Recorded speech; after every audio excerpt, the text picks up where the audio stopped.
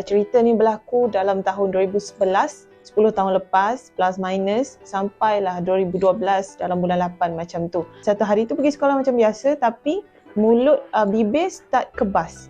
Tapi bila dah masuk waktu tengah hari, dah balik sekolah semua, mata saya belah kiri, dia start macam tak boleh nak berkelip dah tahu. Saya cakap lah dekat umi saya masa tu, yang saya rasa macam pelik kan dengan muka saya, tapi tak ada lah kata risau ke apa kan, ingat benda biasa tak ada apa. Tapi bila dah waktu maghrib, hari yang sama waktu maghrib tu, Masya Allah, sakit ni satu muka tau, satu muka sakit, kepala ni rahang, tak tahu nak cakap. Jadi bila dah sakit sangat macam tu, umi dengan abah saya, my parents, bawa saya pergi klinik. Dekat klinik tu lah baru doktor dengan senyumnya mengatakan, "Puan, anak puan ni kena mini stroke, Bell's palsy." Masa tu kita orang punya blur, saya lagi lah blur. Doktor ni bergurau ke apa kan sengih macam ni. Macam dia cakap, "Tahniah, anda telah memenangi cabutan bertuah bonanza." Kita macam, doktor ni bergurau ke apa kan. Tapi mengikut kajian sekarang ni, Bell's palsy ni dia lain sikit daripada stroke. Jadi kalau stroke, benda tu dia rosak di sini, dari otak ni lagi. Dan stroke of course lagi serius. Bell's palsy ni dia serius tapi dia tidak disebabkan oleh penyakit kronik. In fact, causes dia, sebab sampai sekarang macam unknown, masih tidak diketahui. Tapi sifat dia tak kekal, temporary. Ada yang kena sehari, ada yang kena seminggu, ada yang sebulan. Tapi in my case, saya kena dari awal tahun 2011, 2012 bulan 8 tu baru saya sembuh. Quite severe lah saya kena ni, yang teruk sikit lah kata doktor. Antara benda yang doktor bagi dekat saya bila dia dah diagnose saya dengan Bell's palsy apa semua tu, saya dapat ubat, banyak ubat, setiap hari kena telan dalam segenggam ubat. Dah lah kita ni takut telan ubat.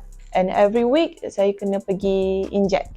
Kan Kelantan sekolah saya kat hari Khamis je. Khamis malam tu saya pergilah inject for 2 months, 2 bulan lebih. Tapi still tak sembuh dengan ubat antibiotik semua tu, still tak sembuh lagi. Jadi alhamdulillah satu hari ni saya pergi klinik, doktor perempuan yang part time dekat situ, bukan owner tu. Tapi doktor perempuan tu jujur lah, yang saya ni kalau dah sampai tahap macam ni, dia takkan sembuh dengan ubat dan injection sahaja. Sebab mungkin saya punya teruk, mungkin orang lain bila dah kena inject dengan ubat tu dia jadi okey lah kan. Sebab kadang Bell's palsy ni naturally pun dia dah boleh sembuh, tapi not for me. Saya dirujuk ke hospital besar, dan di hospital besar tu lah saya buat fisioterapi every day. Dia current muka kan, which is like masa first time saya pergi, doktor tu pakai current yang paling kuat pun saya tak rasa apa muka, nak cakap teruknya yang saya kena tu.